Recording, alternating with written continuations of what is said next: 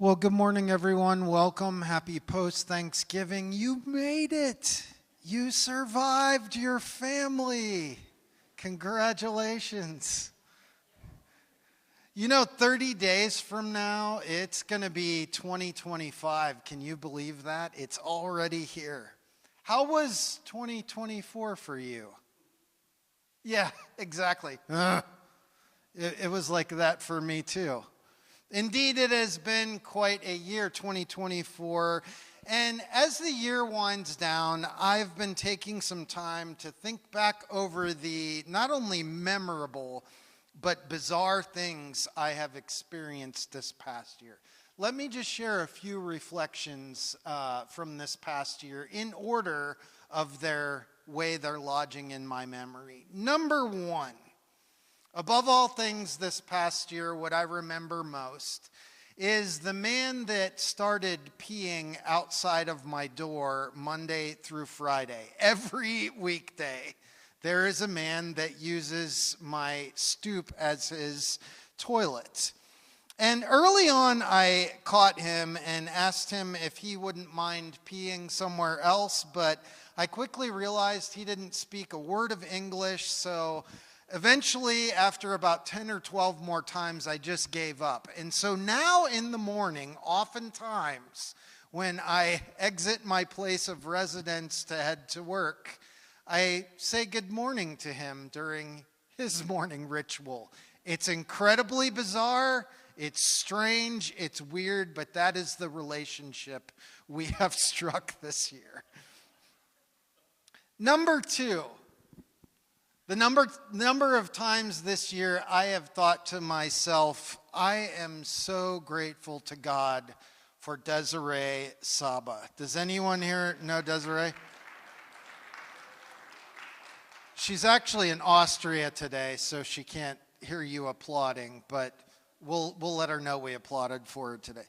For those of you who don't know Desiree, she makes this whole place and all of the things function together and run as smoothly as possible.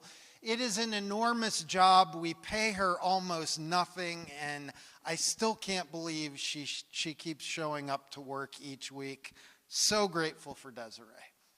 And then number three this year, the thing that stands out in my mind is I think of all of you here who know me.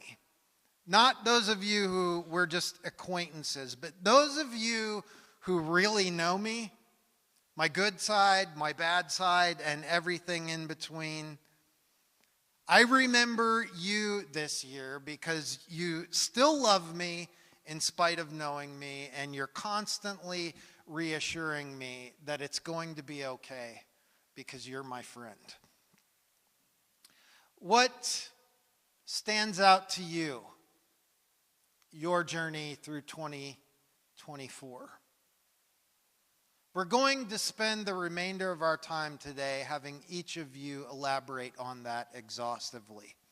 I'm joking. We're not going to do that. But what did 2024 bring for you? Was it amazing? Was it terrible? Was it somewhere in between? I stumbled across a meme at just the right time this past week, and I can't vouch for the source, but someone with the handle 3 a.m. Thoughts posted something that I think encapsulates how we're all feeling about 2024. It says this, you can read if you wish. There will be a lot of posts soon from people sharing how much they achieved in 2024. But in case someone needs to hear this, it's okay if the only thing you did this year was just get through it. Anybody identify with that? I feel that way this year. I've felt this way in years past. Why do I feel this way? Why do we feel this way? Why do we identify with statements like that? I think it's because there is a lot of energy to be found in comparison. And what I mean by that is when we compare ourselves to other people, it gives us this kind of compulsive energy to just be busy, to just keep going, to just stay mobile. Because we've got people in our lives that we all feel like we need to catch up to. Comparison will get you out of bed every morning and take you to a job you don't truly feel in your soul on time for 30 years to be able to buy things that you don't really need. But yet you feel this compulsion to keep buying them. Maybe you don't think you have that problem this morning. Let me ask you a few questions. Would you care for your yard, for your plants so meticulously if you didn't have a neighbor whose yard and plants looked better than yours? I wouldn't even touch my plants if I didn't live in Bethesda where everyone's plants look like they're professionally manicured. Would you perhaps begin parking your car outside of your garage instead of inside your garage if you weren't comparing all of the dents in your car and the scratches on your car with your neighbor's perfect Tesla?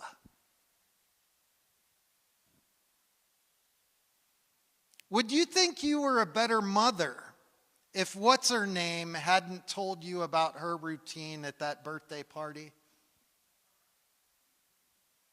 Or here's a really, really big one.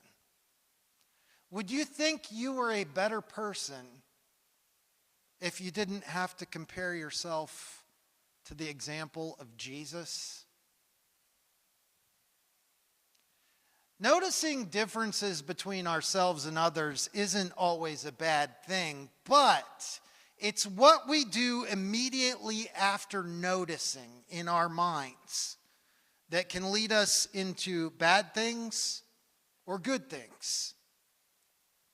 When we're comparing ourselves to another person, is that followed in our minds by thoughts like, I just suck?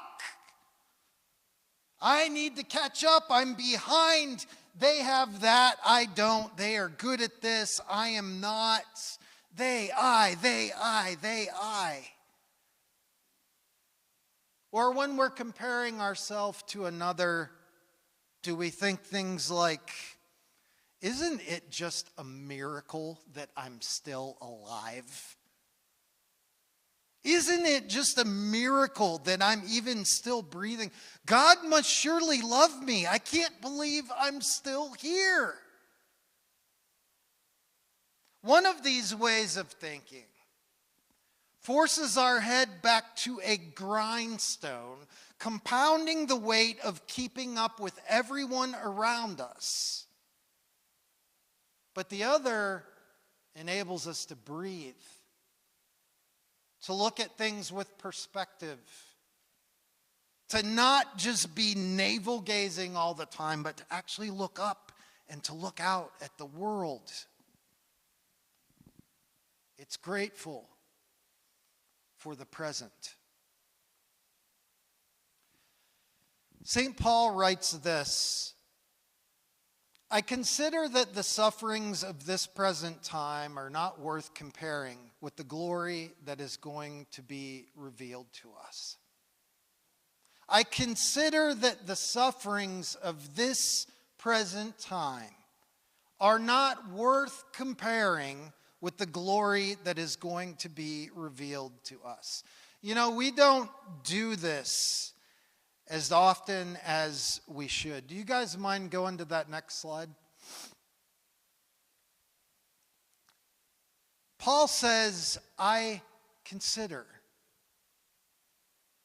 What does it mean to consider something? Well, it means to think something over.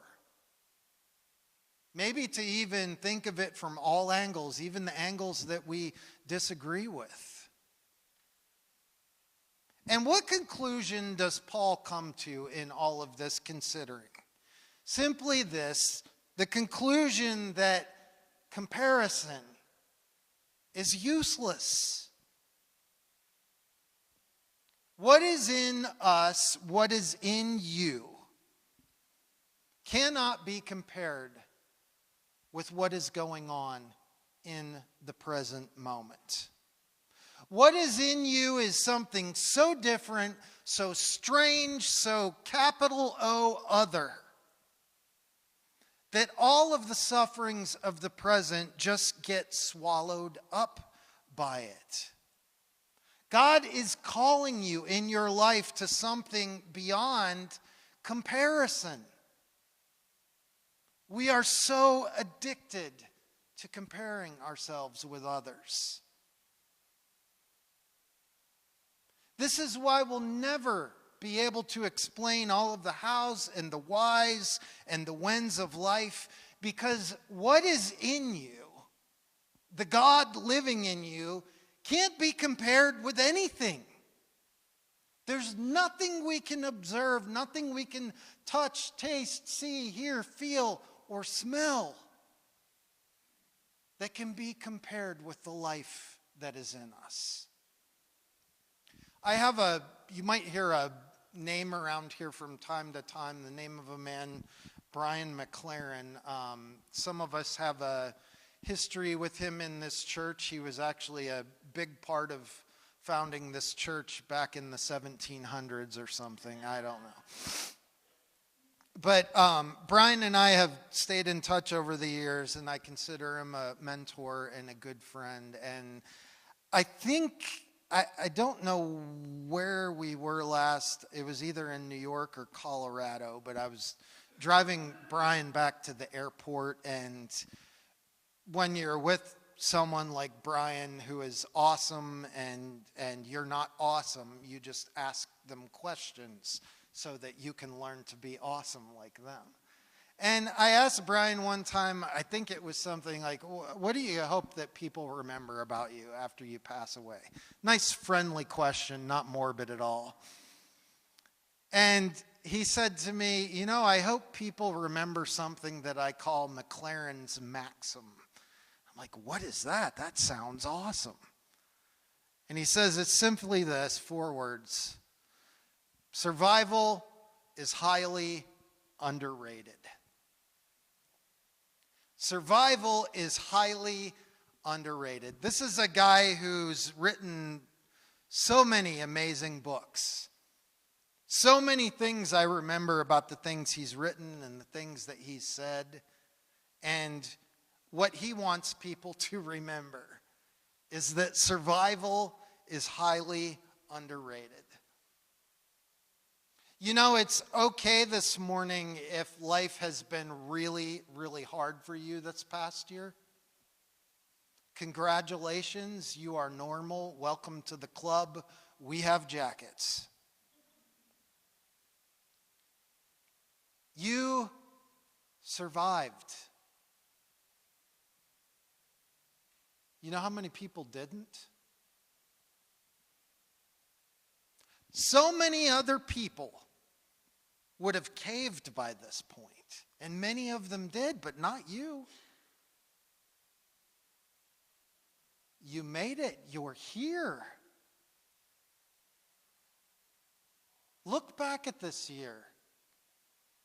Look at what you have carried in spite of insurmountable odds.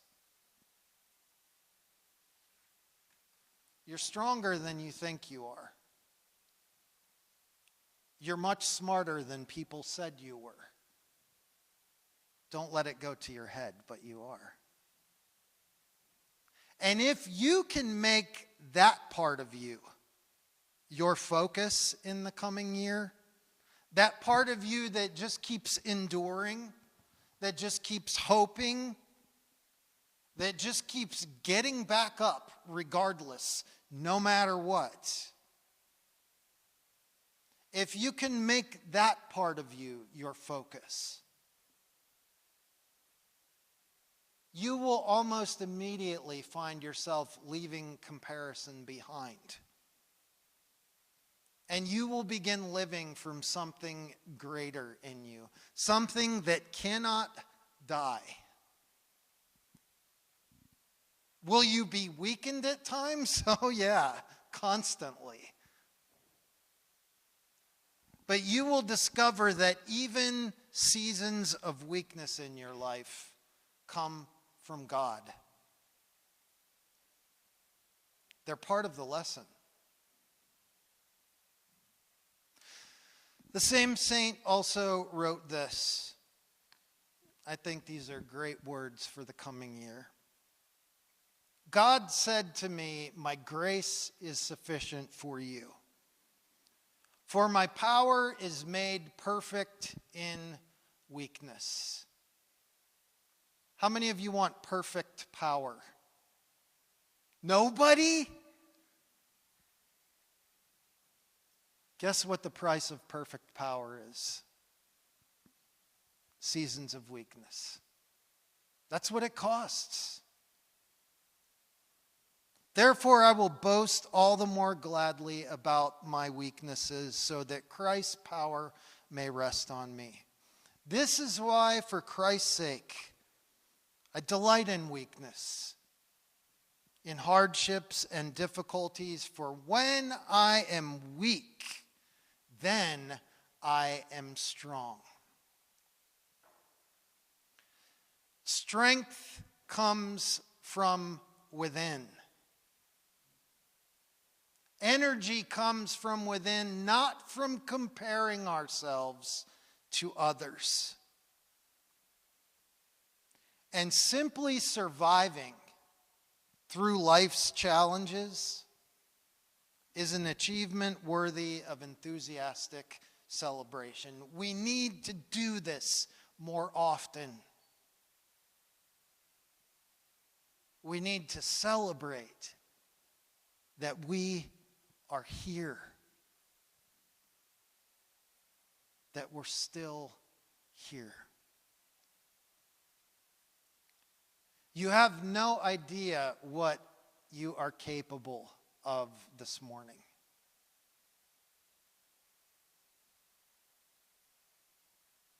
And I know this because you're staring back at me and shivering because it's like 20 degrees in here. As you go into this year, please, please, please, don't make this year all about how much money you make.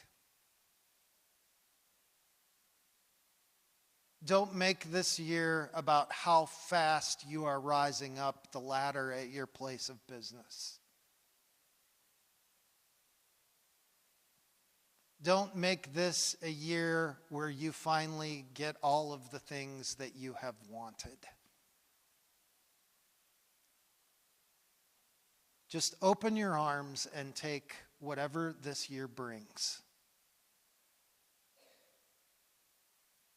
And know that God is with you in all of it. That there is a lesson to learn. And that it's about becoming a more whole person. I pray that for each of us. Let's bow our heads.